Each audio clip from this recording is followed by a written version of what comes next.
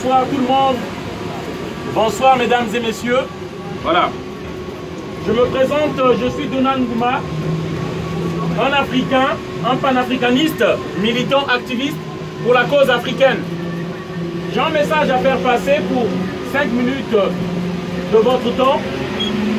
C'est un message par rapport à ce qui se passe en Afrique et qui est lié à l'immigration.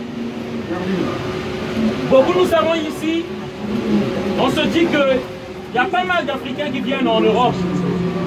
Et actuellement, plus de personnes encore dans la Méditerranée meurent. Mais on continue à venir. Certains se sont dérangés par cette vague d'immigration envahissante. Mais beaucoup d'entre nous ne connaissent pas les raisons. Nelson Mandela avait dit que la misère n'est pas un accident de la vie. La misère, la famine, c'est pas un accident de la vie, c'est voulu par l'homme, c'est organisé par les hommes. Voilà. Comme l'esclavage, comme l'apartheid et aujourd'hui l'immigration. Pourquoi je parle de cette immigration organisée? C'est organisé par nos élus et par les multinationales, l'économie. À savoir que c'est l'économie qui finance la politique.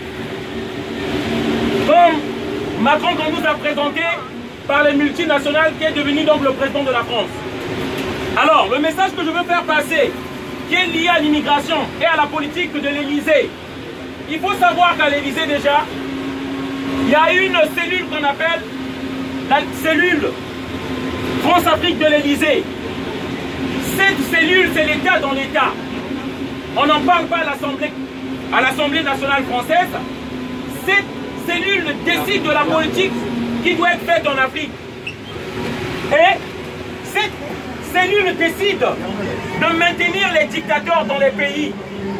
C'est pourquoi vous allez constater que dans les pays africains, ces messieurs-là sont là 30 ans, 40 ans. Ce qui cause l'immigration massive, ce sont des incompétents qui appauvrissent les pays, qui pillent les pays. Et qui sont là maintenus par la politique française de l'Élysée.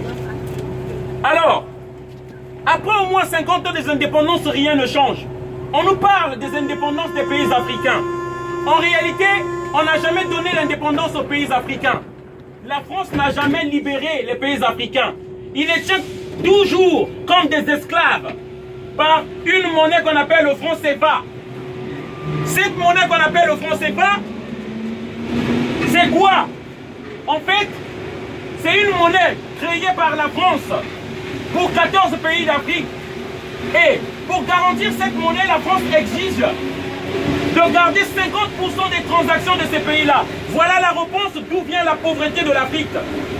Beaucoup d'entre nous vont se dire, si ce n'est pas notre problème, ça ne nous regarde pas. Mais si nous récoltons l'immigration, ce n'est pas la faute de ces Africains-là. C'est les politiques français de l'Élysée qui décident. Et cette immigration n'est pas prête à s'arrêter. Elle va encore continuer. Nous serons encore envahis. Chaque année, la France reçoit 100 000 demandes d'asile des Africains. Et on n'en prend que 30%. À la frontière, on raccompagne 10%.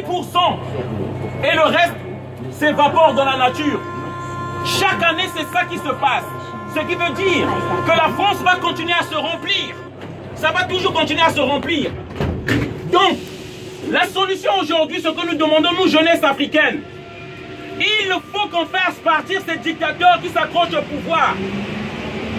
Parce qu'en 1997, la France de Jacques Chirac a donné les armes à un despote du Congo-Brazzaville, le pays d'où je viens. C'est pourquoi je suis venu en France en tant qu'immigré.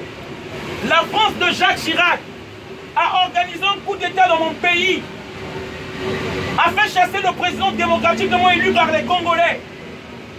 Et ce système a été installé par Charles de Gaulle lui-même. De nous imposer des dictateurs dans nos pays africains. Ici, Sassou Nguesso, 34 ans au pouvoir, l'ami des présidents français, là avec Nicolas Sarkozy.